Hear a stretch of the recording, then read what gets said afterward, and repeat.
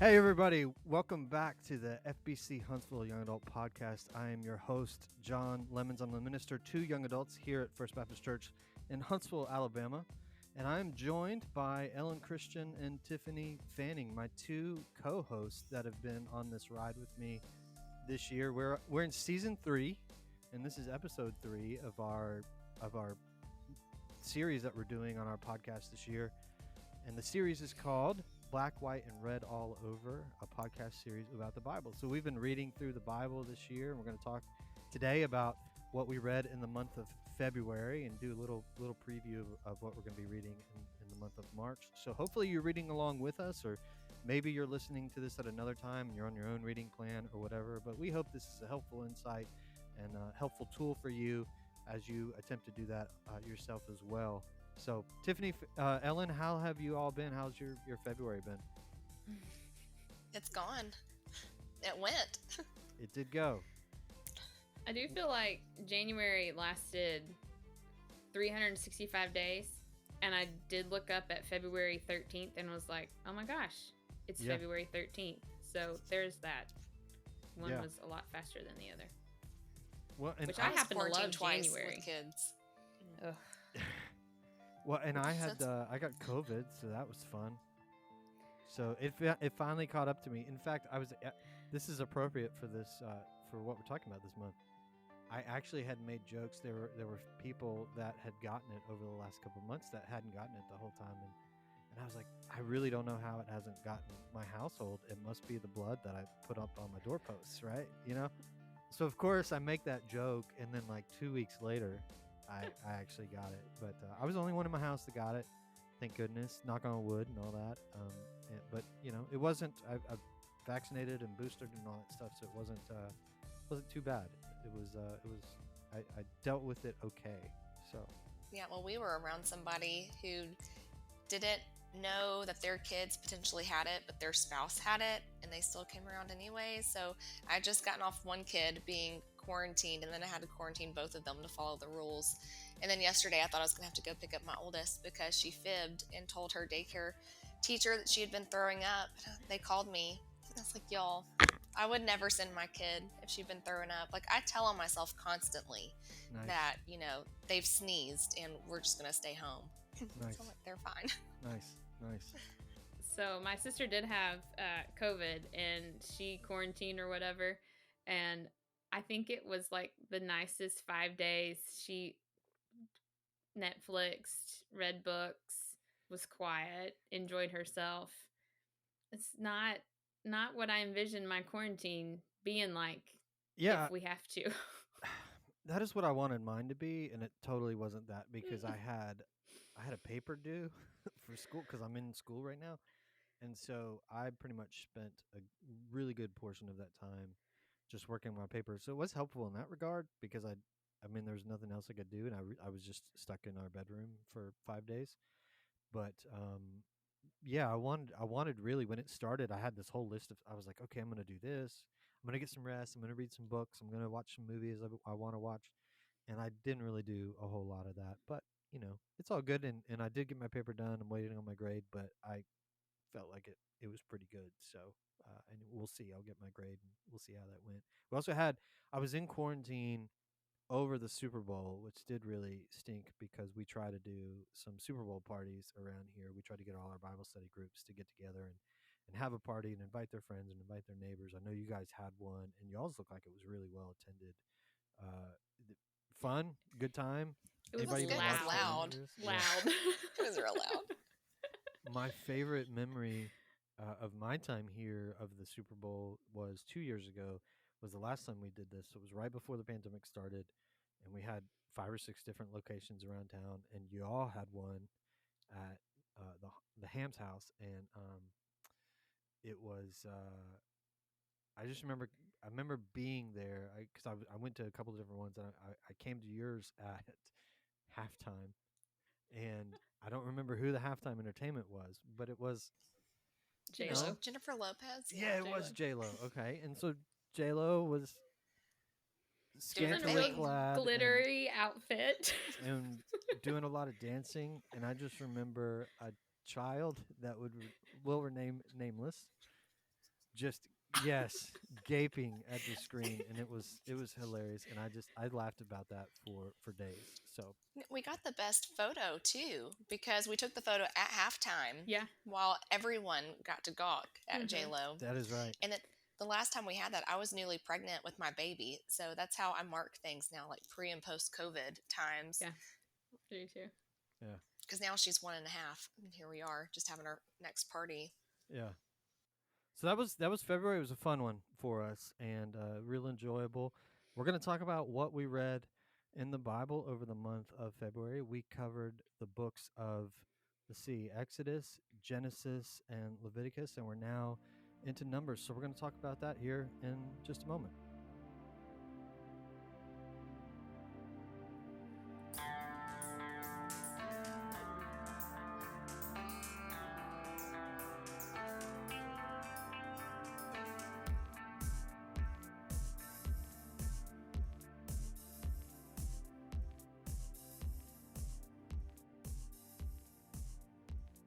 Tiffany, tell us your insights from Exodus, Leviticus. What are some of the things you thought and that popped out at you as you read through that this month? So I hate to be lame, but Leviticus is just not my jam. I read through it. I've read through it a couple of times because, like we've talked about in one of the earlier episodes, um, I've attempted to read through the Bible a couple of times, and I seem to have made it through Leviticus at least each time I've tried to attempt to go through. So this is my second, for sure, full time going through and then reading the whole Bible. And I just don't love it. So my stuff is more from Exodus, and I do have one new little piece that I picked up this go around in Leviticus, but it's like I had pages and pages of notes from where we did Genesis and Job. And I've got some good stuff from Exodus, and in Leviticus, I was like, I got like 6 points. It was just really tough for me. It's just a really hard book. But one of the things that I picked up on really in Exodus was about Moses and his leadership, which he has a lot of anger issues, which I feel like I can totally agree with. Okay, not agree with, that's wrong, but like I find myself also having anger issues, and like, why don't you just listen and just listen to me and do it the way it's supposed to be done? Why is it so complicated? And I find that Moses, obviously he had the ear of God, and he could get wisdom from God. He could ask him for advice, but there's this really beautiful thing that happens in Exodus 18:22, where his father-in-law Jethro is telling Moses, like, you're spending all day listening to the people's problems, and that's great, and that's good leadership, to hear the needs of the people, but you can't do it all on your own. It's a large group of people. You're having to do these other things. You're spending 40 days up on Mount Sinai. Like, who's going to be there when you're gone? And so Jethro tells him to get some helpers, have someone who listens to the tens and the hundreds and the thousands and the problems that they can't solve. Let's have, that go to you. So kind of like this hierarchy of helpers, which goes back to, Genesis, where Adam was in the garden alone, and then God gave him a helper to rule the earth, together. So there's wisdom in literature and in God, but there's also wisdom in seeking guidance from others and in delegating the tasks. And so that spoke to me. I have a hard time of letting go of things. Okay, for example, Jacob, I'm sorry. He packed the diaper bag for the baby last week, and I just had a disaster of a week at work. I was stressed out. I had two coworkers out. I had a new girl I was training, and my manager was gone. So I was like the most senior person on my team who knew what was going on. And I said, hey man, could you just pack the diaper bag and get it ready for school? And he's like, yeah, so he did. I dropped the kids off. It was not smooth. And then like 5 minutes later, daycare calls, and I'm like, they're going to have me come pick up this kid, and I just cannot today. She didn't have a pacifier. Dad had one job, pack the diaper bag. She gets 3 sippy cups and a pacifier. Like, get them. I was so, like, irrationally upset about it. So there was my unrighteous anger. That's the same as Moses. But then also I had delegated a task, and now I don't want to delegate that anymore. So I said, you need to go to the dollar store or wherever and buy her a pacifier and throw it at daycare. I'm not going back to, like, give her one. So, sorry, honey. So I love you. so reading through Moses and seeing him deal with his irrational anger, did you learn anything from that as far as how to deal with yours? Or did you just I'm going sympathize to, with like, Moses? start therapy. I think that's good. I called Divine Counseling. I'm going to go see somebody maybe she can give me some better coping mechanisms, because he gets angry and then immediately lashes out, and I have a very similar attitude. Like I write so many emails at work that I end up deleting because I take their names out of the thing and I give them all of my unrighteous anger and then I take it all out. And then I write the business appropriate email and a follow up. Um, so I Nice. really saw more of what not to do. Like, do the count to 10 thing. Don't strike the rock when you're supposed to speak to it just because you're mad. What are we supposed to do? You want us to give you water. Well, it was God who was providing the water in the first place. Remember where it comes back to. And today, I also was frustrated. I texted both of y'all, like, if I just can't, rah, emojis. So then I started a list of things that make me happy, like today. And Nice. so I was like, I had a good drop off. My mom came to help this morning. I had baked, fresh bread. I got to spend time in the Word. Some people at work affirmed that I'm not absolutely crazy, that these people just are out of line. Like, that was nice. There you So, go. yeah, just trying to get off that crazy train. Um, so, moving on from like my anger, I guess, thanks for the talk, um, is Glad to be Exodus. of assistance for you to Yeah, help you thanks. work out your anger issues. Yeah. So then my next one was Exodus 34, 6 through 7, which is where we get some of the first descriptions and attributes of God. Yeah. And something I noticed was just my propensity to focus on the negative. It's very easy for me to be a negative Nancy. And I think it was also that way for Israel, the Israelite community. I mean, they had manna from heaven, they were getting water in the desert, and they still had things to complain about, which is insane. But like the description of God is slow to anger, abounding in love. He faithful love. He'll Hmm. have love for thousands. He forgives iniquity and transgression and sin. And then so he's got like five what humans would consider positive attributes, and then he's got like the one negative attribute, where he punishes the guilty to the third and fourth generations. And how much do we focus on that one negative Yeah. when there are all these five positives? So by human standards, he's got five good to one bad. Even that's an awesome ratio. But why do we only focus on that one negative one? So that stood out to me. That this is the first time that we see it. And I had been listening to another podcast. I don't know if it was the Bible Project or maybe it was what Tara Lee said. But like in the Hebrew scripture, they would put the most important thing that they want you to focus on first, and then the least important thing last.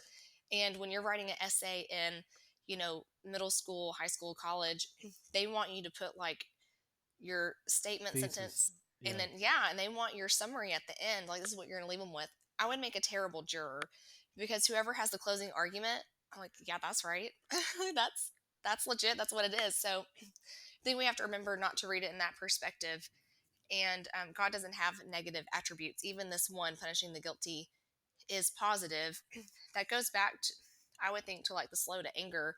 He gives them a lot of leash and line to do the wrong thing, to come back to do the right thing.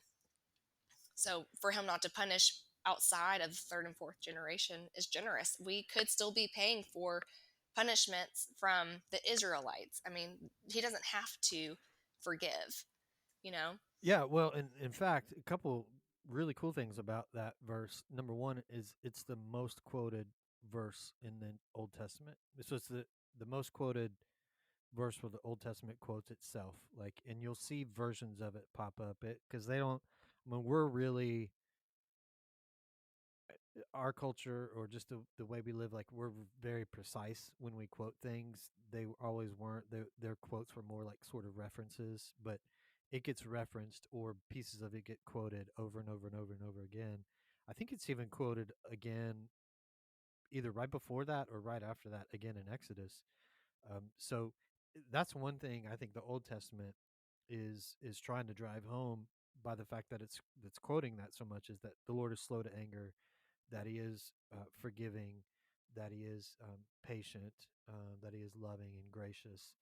And then on the punishing to the third and fourth generation, there was a really good, I don't know if you listen to the same one I did, but it was a really good Bible Project podcast a few months ago that I listened to where they were talking about that. And they were saying basically what that means is um, third and fourth is sort of a Hebrew expression or idiom would be the right way to describe it, and it's just something that means like an undetermined number, basically. Like, so we would say and so basically, so it's kind of the same equivalent of that. when you get into, I think it's the book of Amos. Amos kind of goes through and he says, for 3 sins of this city and for 4. And then he goes to the next one. He says, for 3 sins of this city and for 4. And it just means for like this undetermined number, basically. You'll see that over and over again in the Old Testament, a 3 and a 4 put together. And it just kind of means like so and so, basically, or on and on. The one thing about that is we tend to think it means that, like, if our dad sins, like our kids are going to get punished for it. Really, the idea that it's trying to convey is the consistency of God, or the constant nature of God, so that the laws that he is setting forth, or the expectations that he is setting forth for our father's generation, he is still going to expect for our great grandkids generation. Does that make sense? So like visiting the iniquity really just means like he's holding he's holding you to this, and he's going to hold your kids to it, and their kids to it, and their kids to it, basically, is kind of the idea. But then right after that too, it says he's also uh, I can't remember exactly what it says, but something to the effect of like he's also very loving and gracious and kind for thousands of generations. So even that kind of takes the small sliver of what you talked about, Tiffany, like the negative part of it, and gives it a almost infinite positive spin or ending to it as well. But I'm glad you mentioned that, because it's a really great verse and passage, and it's really important in the Old Testament. And then yeah, what you're talking about with Jethro, it's funny. I actually think I this is just my own personal theory, and I'm not a scholar or anything, but I actually think so. Exodus has a couple of sections. I think it's like 21 through 25, and then another one where it's just like a bunch of like circumstances. If this happens, here's how you're supposed to handle it, or whatever. I actually think that comes probably out of Jethro's conversation with Moses and asking him, like, hey, you need to give some of this up. You need to train some people to handle these issues so that you're not handling every little detail. And I actually think a part of what we're given in Exodus there is Moses relinquishing some of that and giving some of that to the community so that they can figure out how do we handle things ourselves, as opposed to always going to him. So that's just a thought on that as well. Ellyn, what were your thoughts, insights, and things that stood out to you in the book of Exodus or Leviticus? So I have three.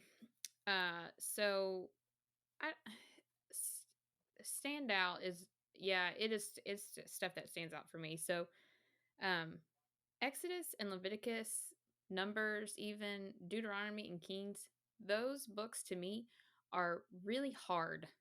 And I even like looked up synonyms of hard, because to me it even sounded that wasn't like the correct word to use.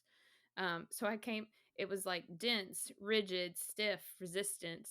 And to me, like that does kind of work for Exodus. I mean, I know there's good redeeming pieces of those books, but man, they're hard for me to digest. And so, John, you had mentioned in the first podcast, I think that we did, to like sit in the uncomfortableness of um, these books. Yeah, And I feel like I have done a better job of that this go around. yeah, Um, so, your wife, Emily, mentioned something at a dinner we were at together when she said that we have too much information on some things. And I think in some cases, that's a great, or it can be a positive. In some cases, it can definitely be a negative. But I feel like going through this the third time, like I was just figuring out the puzzle pieces the first go around, and now like some of the puzzle pieces are getting some color to them, and so now I'm like putting all the blues together, and I'm putting all the purples together, and I'm putting all the greens together. So that's what I feel like is happening. And so in Exodus 32, where Aaron makes the golden calf, um, and God calls the Israelites, in the Message version, stubborn, hard-headed people, or stiff-necked people. Um, and Aaron, I get so frustrated with Aaron, because I think your proximity to God, like I mean, theoretically, you're so close you could touch him, you know, at that point Mm-hmm. in the book. Um, and I guess maybe I long for that proximity. And so I get frustrated with Aaron because he's just right there and he screws up. But, Yeah. you know, like I screw up too. So I think that's something I'm wrestling with, is sitting with how I view Aaron, how I treat Aaron in my noggin, um, you know, and what that looks like on paper. So, but God's anger and Moses's plea in that same piece where Moses is interceding for the people, and I'm frustrated with Aaron, and I'm frustrated with the people, and Moses is interceding for him, and I know like it all comes back full circle where we all need Jesus. You know what I mean? Like it's just a constant reminder of how much we need Jesus. But I don't know. Those that chapter always brings out the frustrated side Yeah. for me. I know you talked one of the previous two episodes we did that we had talked before about noticing certain themes that come out in the scriptures, and you had talked about, or I said, I don't know if you were looking for the word repentance, or I know I said that for me that was something that popped out at me one time when I read it. Yeah. Just it appears over and over. Is that what you were doing Um this year? I sometimes I feel like I just have kind of over and over a word just kind of starts coming to me. And so like last year it was discipline. Um Okay. Yeah. and this year I feel like maybe this year it's fear because that's what I keep running Nice. into is Yeah. fear. Yeah. Well, one of the things that jumps out at me over and over in the book of Exodus is repentance, because you even have when all the stuff's going on with Pharaoh. Pharaoh, he gets to the point where he'll say to Moses, like, "Okay, make it stop," and he basically sort of repents. And as soon as he does, Moses is like, "Okay, I'll go lift up a word to the Lord," and it stops like that. And so you get a picture, even right away, that like the moment that we repent, if we mean it, like God honors that, even if He knows we're going to go turn around and tomorrow not live up to that. If you mean it in the moment, then like he relents on that, and then you even see that going on throughout Exodus, where God is tired of the people and He's ready to just finish them and like start over. And Moses goes and intercedes before God and says, no, like you need to forgive these people. You need to accept my intercession on their behalf, and accept this repentance on their behalf. So I just to me, you get a real picture in Exodus and Leviticus of the holiness of God for sure, Mhm. and how different He is than us. But you also get a sense of His um, grace and loving kindness, and His willingness to forgive when we do repent. So, So, so then maybe my word needs to be repentance because that piggybacks into my second piece oh is yeah, Leviticus 26, which is where he talks about promising blessings for obedience and curses for disobedience. And I get that the curses are meant to like wake Israel up, get their attention. Um, but to me, um, reading those even as a third go around, it's scary. That brings out like a sense of fear in me, and I know like to trust the sovereignty of God, but maybe that's where I have some gaps in my relationship with God that I need to work through on my own. mm, So so um, those are the two biggest chapters that I wrestled with. And I know she says, like in the first part, like if in the first podcast for Numbers, where she's kind of doing like a little mini summary, and she says, the Israelites have only known God for a year. mm, And so I think, okay, well, I don't know, that makes me not justify their actions anymore, but I could see where, well, if I only know you for a year versus now, Ellen Christian knowing God for 23 years, there's a difference, mm, obviously, in relationship.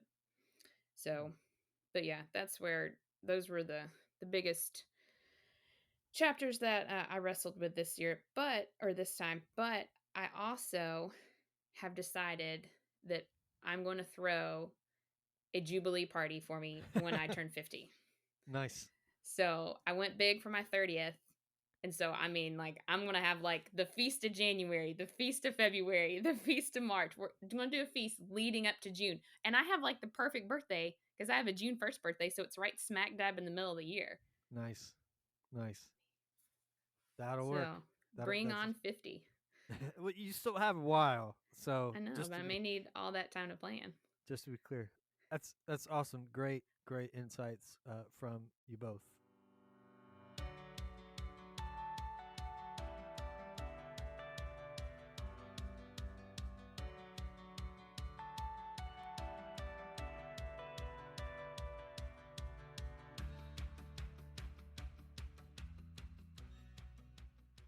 Okay, so I'll share mine now. If we, so I'm always big on look at the scriptures as a story telling us how to get back to the garden. And so if we look at it from that perspective, what do we see when we look at Exodus? And I honestly did not notice this until this time I've read it. So I've read the Bible a few different times. I've read Exodus several times, and as I've said before, I'm a big proponent of chunk reading, trying to read it down in as few sittings as I can. And in doing that this time, I just something jumped out at me that I'd never noticed before. And so when you have the storyline of Exodus, you have almost a reversal of what happens in the creation story up through the flood and up through the building of the Tower of Babel. So the Tower of Babel, obviously that's kind of the advent of the brick, and obviously when the Israelites are slaves, they're working with bricks. They're not building the pyramids. That was a belief at one point in time, but we now know the beliefs, the pyramids were established probably prior to the Israelites even get there. But they're working on something. They're working with bricks, so you kind of have that parallel to the Tower of Babel. And then, of course, you have all the plagues, and you have the Red Sea, which is where they cross through, and then the waters come in and cover over the Egyptian army, right? Which is sort of a parallel to the flood. So it's God's judgment on the Egyptian army. And honestly, the plagues are in some sense floods themselves as well, because they're this overabundance of whatever it is they're being plagued by.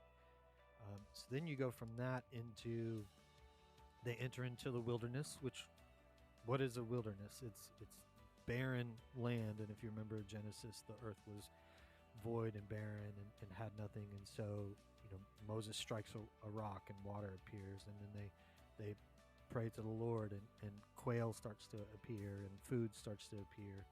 And then they go and they build the tabernacle, which Tara Lee even says, and I don't remember which one of her episodes it was, but she talks about how the tabernacle is supposed to look like the garden, and how the different pieces of the tabernacle represent different things in the garden. So the Ark of the Covenant represents the tree of the knowledge of good and evil. The lampstand represents the tree of life. And so you have this moment where they try to reestablish the garden in this wilderness after they've tried to undo almost what's happened so far in Genesis. And then what happens when they get there? Just like with Noah, when he comes out on the other side of the flood, just like Adam and Eve, they get to a point where they're grumbling and they're complaining, and we see them even kind of backing away from their commitments. Several times in Exodus, they'll say like, absolutely, like, we're determined to follow the Lord, we'll do whatever he says. And then they start complaining 4 verses later, right? So it's almost like they are being contrasted to Pharaoh, because remember how like flip-floppy Pharaoh is in the first half of Exodus. So we see now, in spite of all of that, they're no different than their enemies. They're no different than the people. They're falling into the same traps of Adam and Eve, and even Noah after God tried to sort of reestablish things. So we kind of see there, if we're asking this question, how do we get back to the garden? We kind of see like, is this the way to do it? And then no, because the people haven't changed at all. The other thing that really jumped out at me that I think I'll just kind of, I mean, you'll know where I'm going if you know Christianity at all. But I think it's like Exodus 28 where it sets up the practices in the tabernacle and what the priest Aaron is supposed to wear. So Aaron's the priest going to the Lord on behalf of the people, and so he wears a robe. He wears all these like gemstones and stuff that are representative of the people. He has a like sort of a banner that he wears across his head that says holiness to the Lord. And he's the one that goes into the, it actually says he wears that banner to represent the people, represent the sins of the people. And then he enters into this remade garden of the Lord, right? As you read on in the Old Testament, we'll get to this in several months, but I think it's in Isaiah where Isaiah begins to point out that he uses the line, all of our righteousness is like filthy rags to the Lord. And so what's shocking about that is there's nobody that's more pure and more holy than the high priest.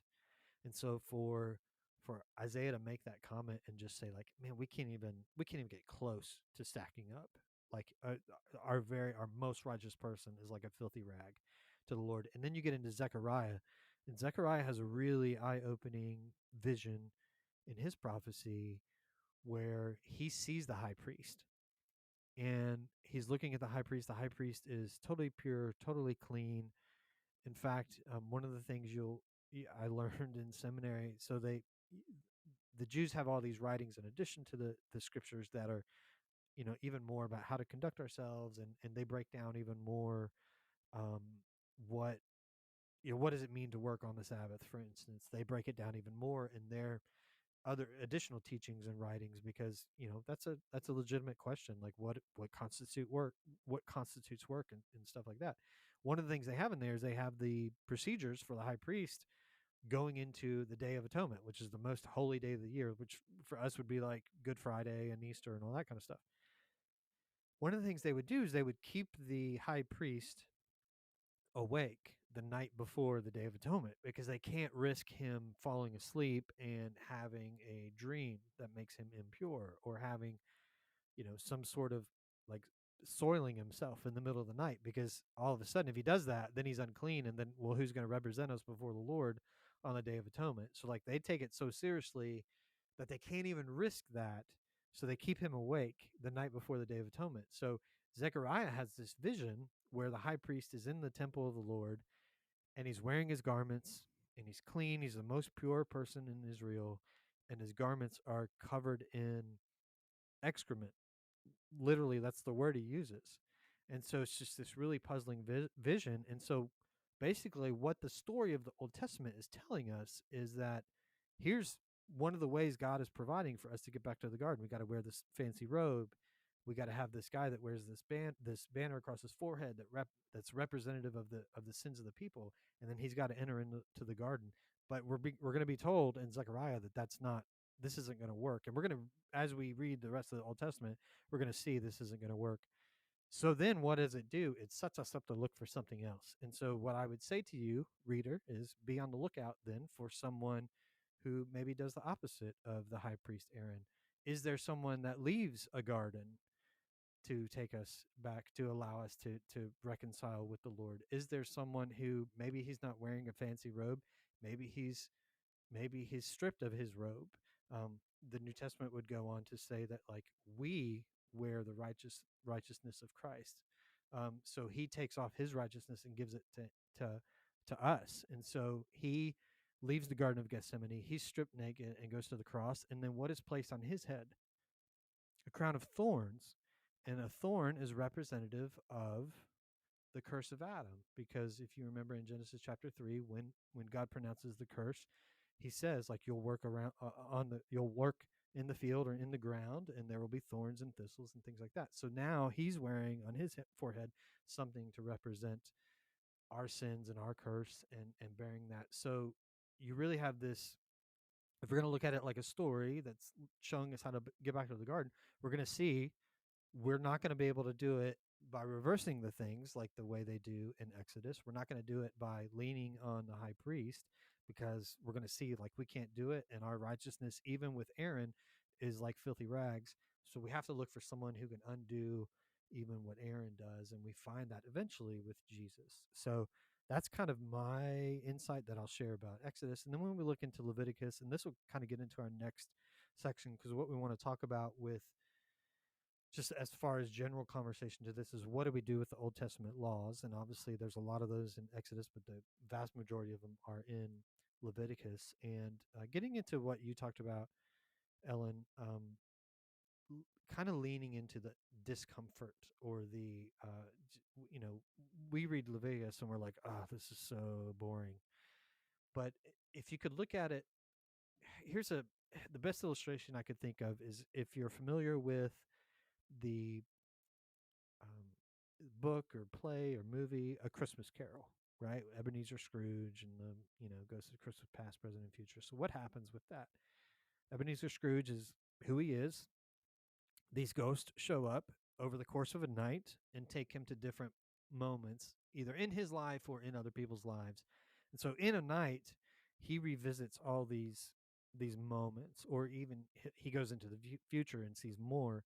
But in a night, he's getting the experience of several years or several nights, basically. And within that, he's in some cases he's like literally taken by the hand, and the ghost is like holding his hand, and he's just seeing these things. He's reliving moments in his life, or he's seeing experiences in other people's lives. And as you read or as you watch, he even feels those moments. He even experiences those moments again. He remembers people that he's close to, or he sees how, Bob Cratchit and his family like handle, the realities of life for them at that moment. And for Scrooge, he kind of connects that to his past and what it was like for him growing up, and then he goes into the future and all that. But basically, he's living many, many, many, many nights in one night, and he's feeling and he's experiencing that too. That's what the invitation to read the Bible is as well. So we're reading the Bible and we're seeing this experience of people that takes place over thousands of years. So for us, in the course of 1 year, we're kind of taken by the hand and we're escorted by the Holy Ghost into this experience, and we're invited to feel it and to experience it in the same way that Ebenezer Scrooge was invited to feel and to experience the past and the present and the future. And so we're experiencing these thousands of years over the course of this 1 year. We're just invited to observe, and we're just invited to. We're not a part of the scene. Nobody interacted with Scrooge while he was there, but we're invited to look at it, and we're invited to feel what's happening in the narrative. And so when you get to Leviticus, that's kind of where I would say, just yeah, like reread it and we're like, oh, this is boring. Like imagine living under that. Imagine the pressure of being like, oh, I gotta keep up with all these laws and these regulations, and I gotta figure out what they mean. Like when you go to Israel, I find this really, it's funny, but it's also just, it gives you a picture of the burden that these people had to live under. So I referenced earlier that there's a law that you're not to cook your uh, a baby goat in its mother's milk, right? Like random law. If you go to Israel, there's McDonald's there, and if you go to McDonald's, there's no cheeseburgers. In fact, any meal that you're at, they don't serve milk and meat at the same meal. So if you have milk, you're not going to have meat. If you have meat, you're not going to have milk. And the reason why is they just don't want to take the chance that you might be drinking the milk of the mother of the piece of meat that you're eating. Does that make sense? So there's no cheeseburgers. If you go and it's the Sabbath day and you're in a hotel and you want to get up to your room and you get on the elevator, they have a Sabbath setting for the elevators where it stops on every floor, because you touching the button might be, they don't really know. They don't know what constitutes work. So they don't want you to work. So you pressing the button on the elevator might be work, right? So you get on the Sabbath day, you get on the Sabbath elevator, and it just stops on every floor. So that's the burden that they live under, and that's the burden you're being invited to feel when you read through the book of Leviticus. So if you sit in that discomfort, if you sit even in that burden or in that weight of it, then you can begin to, I hope, long for something else, and expect and hope for something else. And so that's sort of the insight I get out of Leviticus. Yes, it's a toil. Nobody enjoys. There's nobody who looks at Leviticus and is like, "Ooh, that's my favorite book."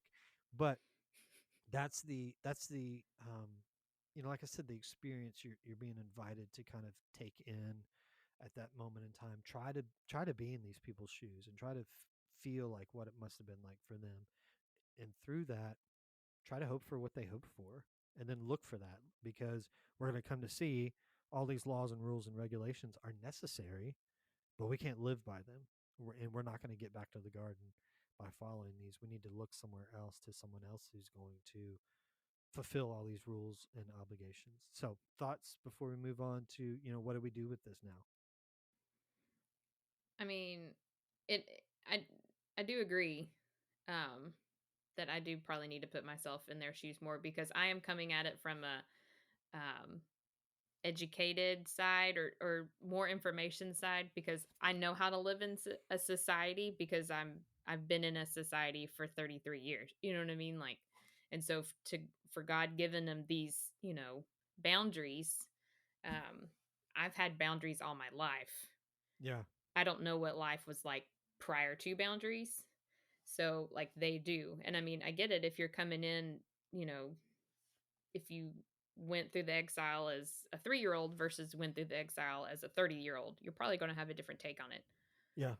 Yeah. So, That's a great point too, by the way, because we just read through the Exodus. This is like the major story for the Israelites, and for the Jewish people. I mean, they still celebrate Passover to this day. One of the reasons why, I think, I got into a discussion one time with some people on Twitter, and they were asking like, what do most modern Christians like not understand about the Old Testament story? And I said, I don't think most modern Christians have any concept of the exile and how big a deal that was, because the exile is the undoing of what has just happened, what we just read about in Exodus. So they're going to go from here, they're going to go into the land, they're going to conquer the land, they're going to build a temple, and they're going to have their own country, their own nation. So they're fulfilling what has been promised to Abraham. And then they're going to lose all that, and they're going to be carried off. And so they're going to re enter slavery by the time we get to the end of the Old Testament. They're going to come back from that, and the Old Testament just kind of stops there, because it's just kind of like, well, what now? And it kind of leaves it for the people. And then we're going to see by the time we get to the New Testament, they're back under the oppression of the Romans now. It just never ends. But like the exile is you have the Exodus, which is like the major story in the Bible, or in the Old Testament. And then when we get to the exile, when we get to the prophets and the historic book, that's the other one, because it's the undoing of everything that we've just read.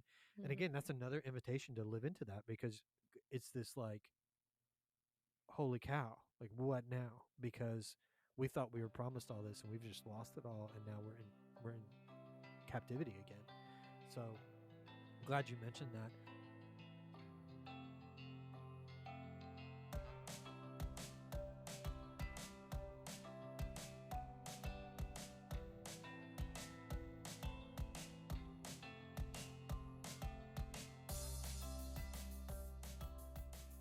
So let's jump into what we were talking about, kind of the question of the day. So if someone's not reading along with us, we still want this to be profitable for them. So let's ask the question and talk about the question: what do we do with the Old Testament laws? And wanted to see what you guys thought about that.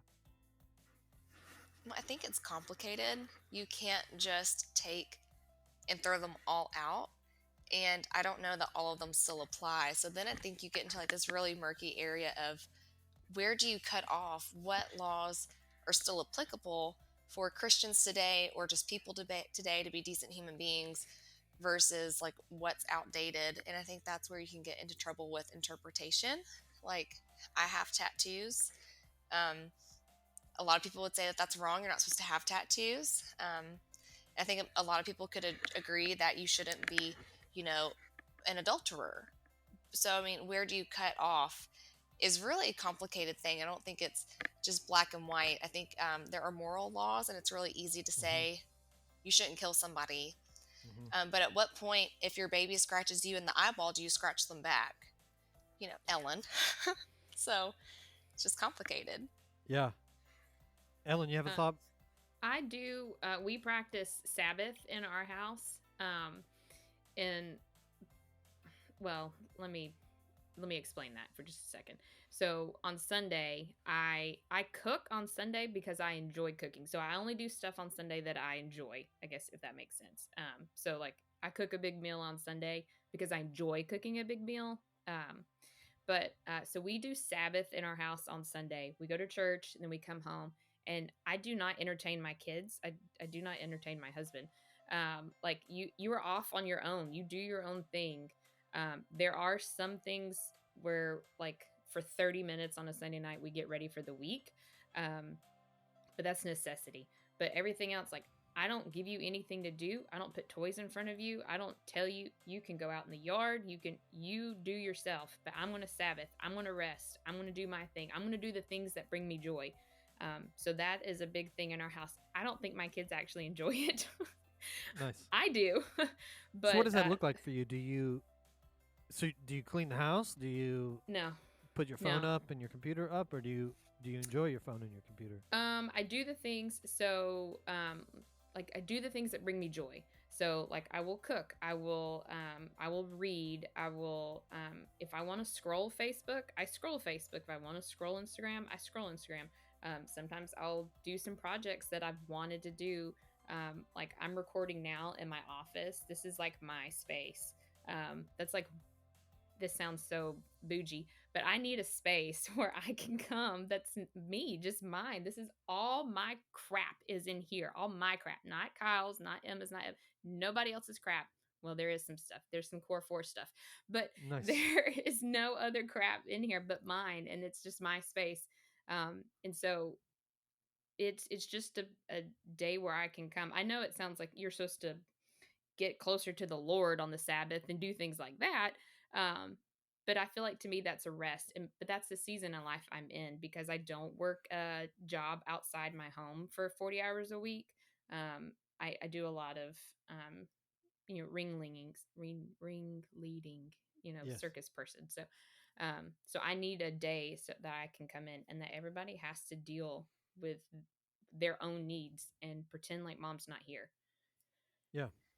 Well, In I think fact, it's hard to get close to God if you've lost your identity for yourself. Well, who am I to approach God if I don't know who I am? So I think that's healthy, a healthy boundary. I sometimes put myself in timeout, and it Mm-hmm. usually happens on Sunday afternoons when I've had too much and the kids are screaming and Jacob has his dad earmuffs on and he can just ignore them. And moms, I don't think we're hardwired with that luxury.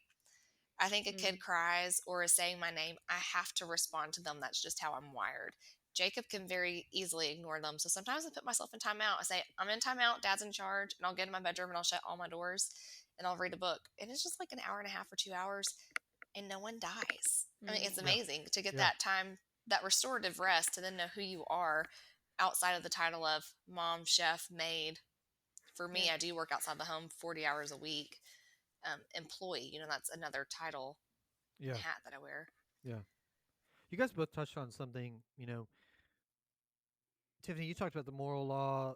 Ellyn, you talked about Sabbath, which for you, Sabbath is not a civil or ceremonial command. It's just a practice that you've observed that you get obviously from Scripture. But that's sort of when we talk about like what do we do with the Old Testament law.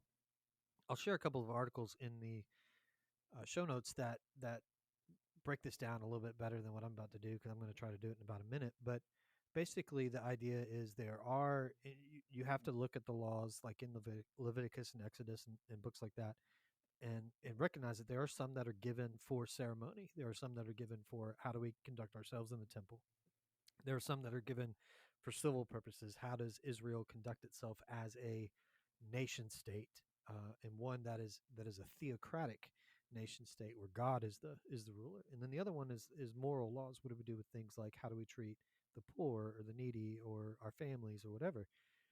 And when we get into the New Testament, what we see is we're told in Hebrews, Jesus alludes to this several times, that he fulfills the laws as far as the civil laws and the ceremonial laws. Like he's the righteous one. We've already talked about how it doesn't matter how good we are, like ultimately, like we're not going to be able to fulfill the ceremonial laws. So he does that for us.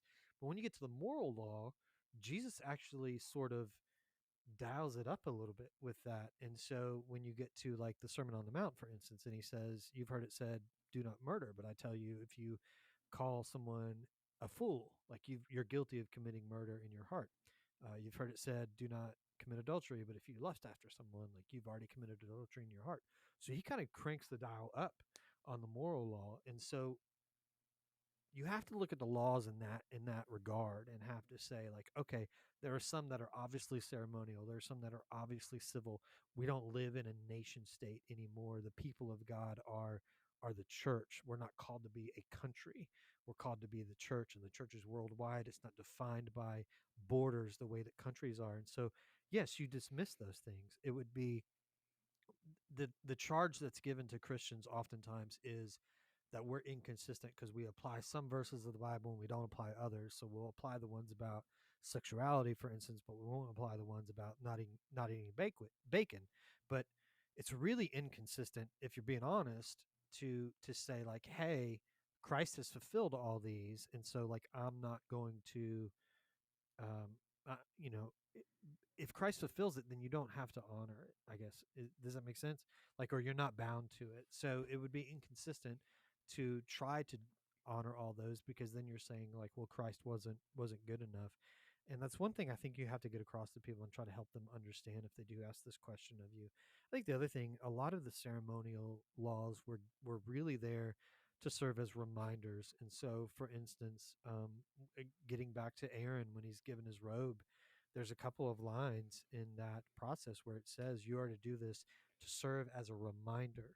And everything that's given to us in the law is to serve that purpose. And so when you have like there's a law about not wearing garments that have mixed linens. Well, the point of that wasn't because it was bad to wear like a cotton polyester blend. It's because it was supposed to remind them when they got dressed in the morning that they're supposed to live separate lives. They're supposed to be different than the people who lived in the land before then, or than the people who held them in captivity beforehand. And as you read the Old Testament, you're going to see they're not any different. And so the point is, it's supposed to be a reminder to do that, but we're going to see that they're not going to be able to do that. And so that's how we get back to the garden, but we're not going to be able to live that. To get back to the garden, we're going to have to figure out another way to do it or look for another way to do it. So really when you talk about like what do we do with the laws, that's sort of the outlook that you want to take on them with that. All right, so we're gonna jump into some questions, some Q and A now, and I'm trying to pull up my questions right now. Okay, so the question that you sent me, Ellyn, says this. So there were a few references to demonic goat spirits in Yes. Leviticus chapter 17, and there were some questions about are there other gods? Because there's so many commands about like don't follow other gods and things like that. So the question was, is this in reference to the fallen angels that Tara Lee, for instance, refers to? Are they demonic spirits? Are there other gods? Yada yada yada. That's the basic gist of the Yes. question, right? Yes. Yes.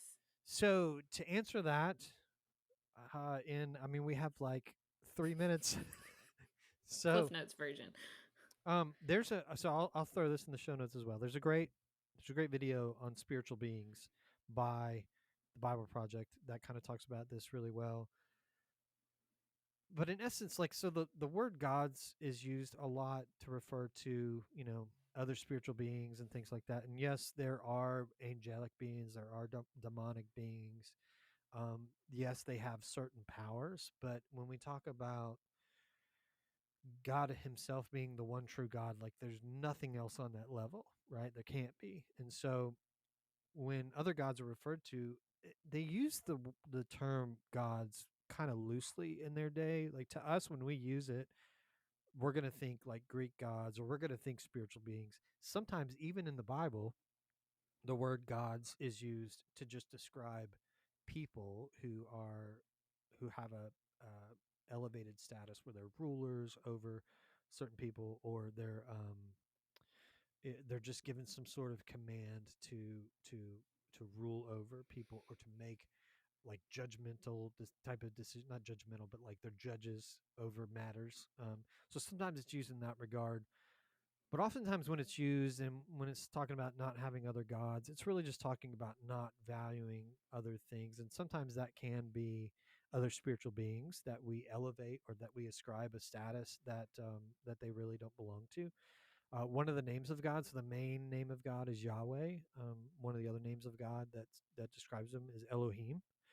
Elohim actually means God of gods, but it's again, it's not in the sense that there are other gods that exist. It just means like there's there's a level of, maybe we'll call them spiritual beings, maybe we'll call them demonic powers or angelic powers even, and then there's a level above that. You'll get into this as well, where Paul will make a reference in one of his letters to um, hearing about a man who reached the third level of heaven.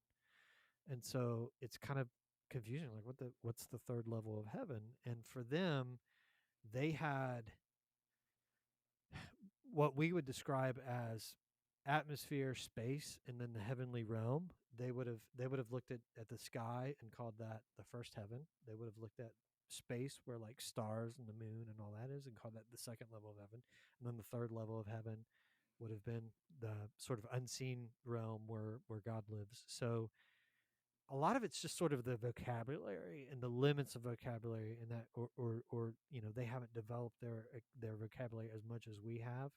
So a lot of it has to do with that. So God's, a lot of times, is referring to spiritual beings. Sometimes it's referring to human beings, but every time it's really just it's talking about a level of people or beings or whatever that are a level above us, but they're still not on the level that God Himself is. Does that make sense? Mm. Hopefully that answers the question. If you have other questions, you can send them to us as you have questions about anything that we read in our scripture readings. We're going to be going from this month now, and we just started the book of Numbers. We'll be reading through Numbers, Deuteronomy, and into Joshua. And I don't remember if we complete Joshua by the time we get to April or not, but we'll be in those. And we'll actually have a guest on our next episode to talk through the book of Joshua with us. It'll be a surprise. So just FYI there. A couple other closing thoughts before we wrap this up and tie a bow on it. Ellyn, I want to turn it over to you because Easter's coming up Yes. and Good Friday and all that good stuff. And we actually, you have in the works a Passover meal. So tell us a little bit more about that. Yes. So, we are trying to get I don't know, as hands on as possible reading the Bible, and we thought that the best a best way to do that, or to even to celebrate like a quarter, we'll be quarter of the way through the Bible in April, is to have a traditional Passover meal with a member of our church who has been Jewish and has celebrated and understands some of the stuff about this, about Passover. So we're going to do a Passover dinner and have traditional foods and stuff like that. And so it'll be a way to kind of come in, make the scriptures, kind of be more tangible, to celebrate together with a meal, as we've completed a quarter of the Bible, or quarter of a reading in a year. Even if you haven't completed to that point, I do encourage you to read to that point. Make Yeah, that a for sure. good goal for you. But if you haven't, you can still participate. So that's coming up. So look for that in April. We're getting that together in the works. It may not necessarily be on the exact day, because we do want as many people to participate as possible. So, Yeah. Yeah. So join us for that. That'll be Holy Week, some mhm, point during that time. And we'll have more information about it when we record our next episode, and then we'll put it on our for social sure. media and all that kind of stuff. The other thing that we are working on that we want to give to you to tell you is that we are working on developing some T-shirts for reading through the Bible. I don't know why my voice just cracked there, but it did. That was awesome. I'm 42 years old, uh, so we're working on some T-shirts that almost, if you think of like karate, and you have different levels of karate belts, like green belts and red belts, and then you get to black belts or whatever. So we want to have T-shirts for different levels of Bible reading. So if you get through a certain part of, I've made it this far, like we're gonna have a T-shirt for you, and the T-shirts are gonna be probably random references to different things in the Bible. Some of them be sort of funny, but what we want to do is make the offer. If you're reading along with us, we'll let you know. Well, we have a group me going, and then we'll talk more about it in upcoming episodes. But as you get to certain milestones, we will let you know, like, hey, we have a t-shirt if you've made it this far in the reading, and we'll send you the t-shirt free of charge. The only catch is you have to do the reading. Like, you have to Mhm. read every word up until that point. There's no fibbing. Or listen to every or word. listen. Yeah, great point. You can listen as well, but you have to do every word, because we just talked about the moral law, and one of the moral laws is don't lie. So I know how much we want free t-shirts, but we'll send it to you free. You just have to listen or read to every word up to that point. So again, we'll talk more about that in coming episodes or in the group chat that we have going on. But I'm excited about that, and I know what our first one's going to be. It's going to be a fun one, so you don't want to miss out on that. Maybe we'll have a version of it, or like a prototype to show Yeah. when we do our next episode. So just be aware that that's coming. And that's all the news I have. I don't know if you guys have anything else to share with our audience before we depart. I want to say push through. This is hard. You're just gonna feel something in your heart when you Ooh, get to the end of it. Oh, my bad. That was super loud. that was loud. Yeah. That's how you're gonna feel. Your music in your head is gonna be so loud when you finish Yeah. Push Exodus through. and Leviticus and Numbers and Deuteronomy and Yeah. Kings and all that stuff. And holler at us. Like I said, if you have questions, ask them as we go along. Tiffany, any closing words before we go? No, just keep trucking along. Just read a little bit every day, or do it in chunks, but just get it done. Just do it. Be Nike. Yeah. Well, thank you guys for joining us so far. We're looking forward to next month when we talk about Numbers, Deuteronomy, and Joshua. So until then, we will see you. Thank you so much for listening. Thank you for subscribing, for sharing, all that stuff. Give us a like or a review if you're on Apple Podcasts, if you're on YouTube. Check us out. Let us know you're there, and let us know how we can support and help you in any way. So that's all I got. Y'all take care.